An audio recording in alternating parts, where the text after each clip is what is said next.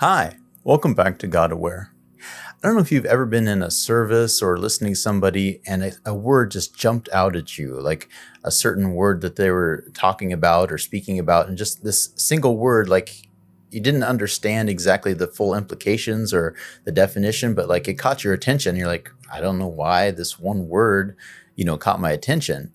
But yesterday I was in church service and I heard the word saturation. And I can't tell you the exact story or the context, but this word saturation got into my mind and into my spirit. And today, again, I was just praying and reading. I was like, saturation. God, what do you want to say about this word? Like, it seems simple enough, the word saturation. And I really heard God say, I'm bringing my people to a place of saturation. I was like, well, what does that mean? And then I was reading in Psalm 66, verse 12, where it says, I'm about to bring you into a place of abundance, or bring you into a place of wealth. And that word abundance or wealth in the Hebrew is the same root word as saturation. God is saying, I'm about to bring my people to a place of saturation, of abundance, of overflow. I was like, well, God, how do you measure saturation? And saturation is measured in overflow. If you have a rag or a cloth, and you can tell it's saturated when its internal fibers become so soaked up with water that even a simple movement, it drips, or it leaks out, it overflows.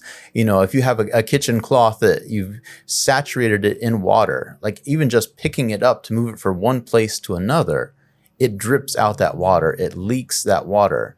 And God is saying, I'm about to saturate my people in my presence to where your simple day-to-day movements, you give off my presence, you leak my presence. Where simple movements, going to the grocery store, you're so saturated in me that God is speaking to you about this person in line next to you. Maybe you're going just to visit a friend's house and you're so saturated in his presence that you end up having communion together because you've filled yourself with the presence of God to the point where any contact, any movement in daily, regular life, you leak his presence out. You express the very presence of God because you've been saturated in his presence.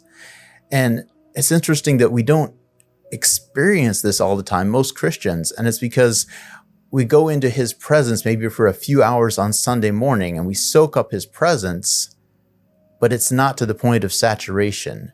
It's like a cloth that was just used to clean up a small spill. Like you soaked it up, but it can go about its daily movements and not actually give off any water.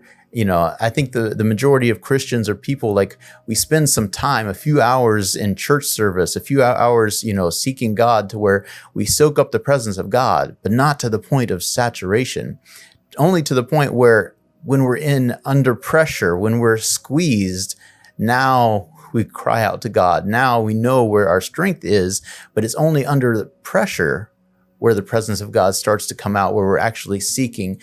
And God's like, that's not my will for you. My will for my people in this day and age is to be absolutely saturated in my presence, saturated with me, to the point where wherever you move, wherever you go, you give off my presence, you give off my spirit, where it just leaks out of you, where you can't help it. And that takes more than just a few hours in a service. That takes seeking me, spending time with me, spending time in my presence, in worship, not just in a program, but actually going after my presence on your own. So God's word for us today is, I'm about to bring my people to a point of saturation. I'm calling you to a point of saturation.